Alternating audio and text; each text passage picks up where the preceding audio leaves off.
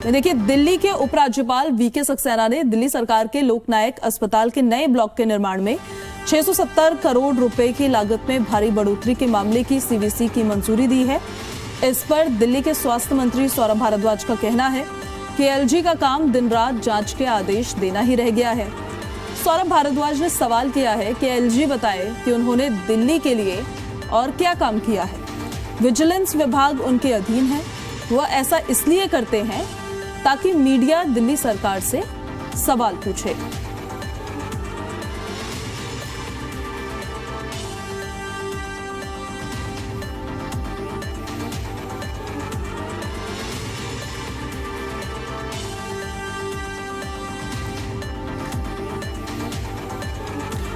और हमारे साथ कुछ खास मेहमान भी जुड़ रहे हैं। सबसे पहले शुभेंदु शेखर अवस्थी जी, दिल्ली बीजेपी से प्रवक्ता हैं, हमारे साथ फोन लाइन पर कनेक्ट हो गए हैं। शुभेंदु जी, एलजी की तरफ से सीवीसी जांच की मंजूरी देना, निर्देश देना, इसको लेकर आम आदमी पार्टी का कहना यह है कि विजिलेंस विभाग उनके पास है और वो सिर्फ इसलिए जांच के आदेश देते हैं ताकि मीडिया दिल्ली सरकार से सवाल करे। आपका क्या कहना है? देखिए, उनका कहना इसलिए है कि उनके पास कोई जवाब नहीं है। कोई भी प्रोजेक्ट में कॉस्टिंग जो टेंडर होता है उसमें जो कॉस्टिंग कम ज्यादा होती है उसका एक लिमिट होती है, दैट इज 10%। पर यदि लिमिट 200%, 300% हो जाए, बढ़ोतरी हो जाए प्रोजेक्ट में, तो उसकी जांच होनी चाहिए। इसी जांच को देखते हुए, क्योंकि 667 करोड़ रुपए 670 करोड़ रुपए कोई छोटा मोटा अमाउंट नहीं है, और ये जो उस टेंडर जिस कॉन्ट्रैक्टर को वो ब्लॉक बनाने के लिए टेंडर दिया गया था, उसकी टेंडर क्वांटिटी का 300% प्राइस बढ़ जाना, ये अपने आप में एक बड़ी अनियमितता को दिखाता है जिसकी जांच होनी चाहिए।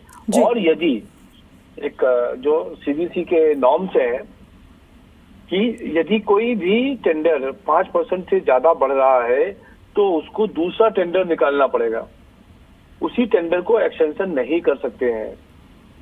इसलिए उसमें कई जगह पर हम लोगों को और जो एक घोटाले की बू आ रही है कि इसमें दिल्ली सरकार और दिल्ली के सरकार के अधिकारी और दिल्ली सरकार के मंत्री इसमें एक बहुत बड़े घोटाले में लिप्त हैं, इसके लिए जांच हो रही है।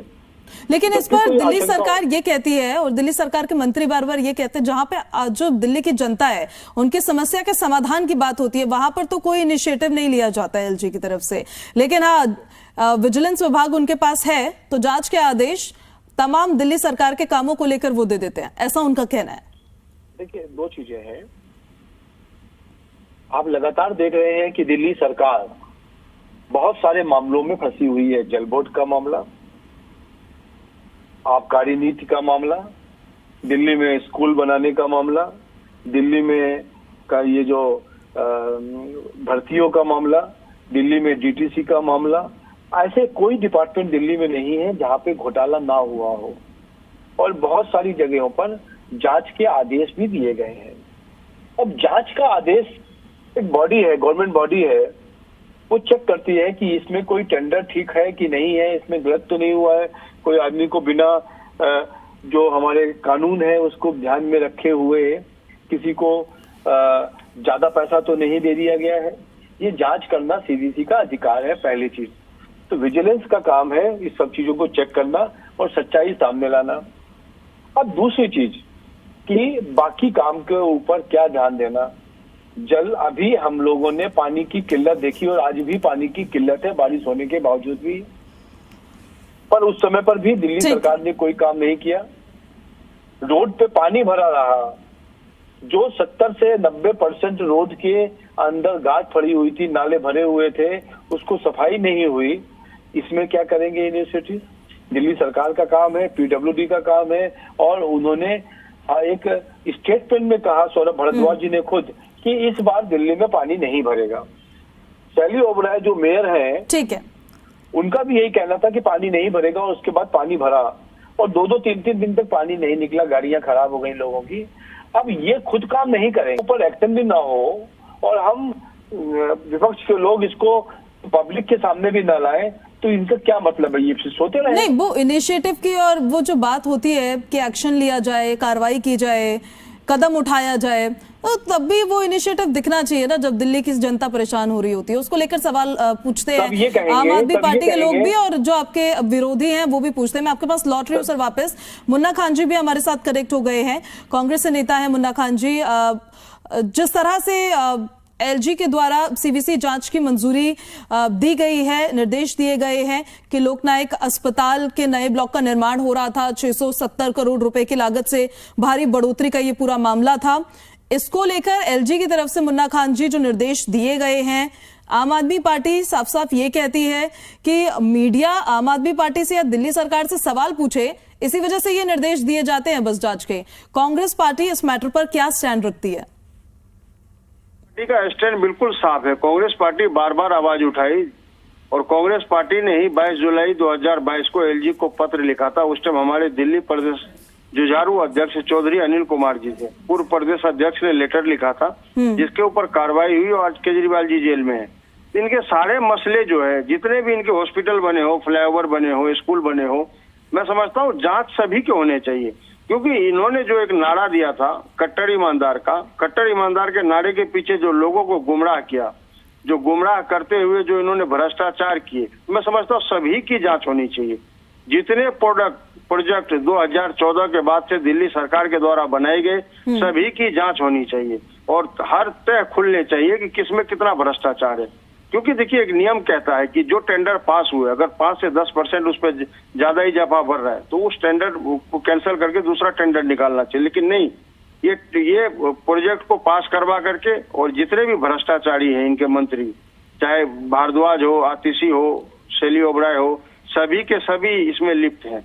इसकी जांच गहन तरीके से होनी चाहिए और दूध का दूध, पानी का पानी दिल्ली की जनता को पता लगना चाहिए कि जिस दिल्ली की जनता ने एक अच्छे ईमानदार व्यक्ति को चुन करके भेजा, उसके साथ कितना बड़ा विश्वासघात करने का काम आम आदमी पार्टी ने किया, ये दिल्ली की जनता को पता लगना चाहिए।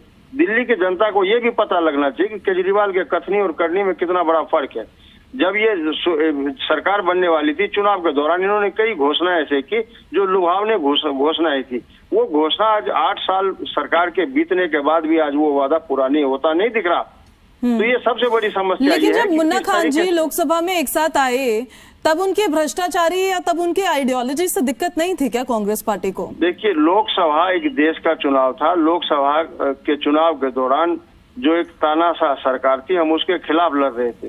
लेकिन अब पता लगा कि आम आदमी पार्टी भी कहीं न कहीं भ्रष्टाचार में लिप्त है और कांग्रेस पार्टी का इतिहास 70 साल से इतिहास रहा है कि न हम भ्रष्टाचार करते हैं न भ्रष्टाचारी के साथ रहते हैं।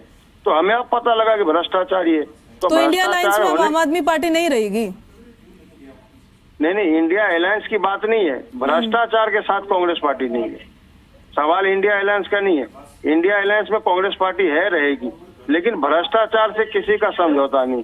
हमने जनता को एक विश्वास दिलाया है।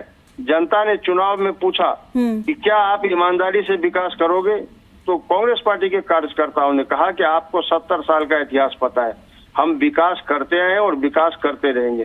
भ्रष्टाचार की बात होगी तो जो भी मंत्री, आप देखिए 10 साल के शासनकाल में जिसके ऊपर भ्रष्टाचार के आरोप लगे, इमीडिएटली उसे 1 घंटे के अंदर इस्तीफा लिया गया।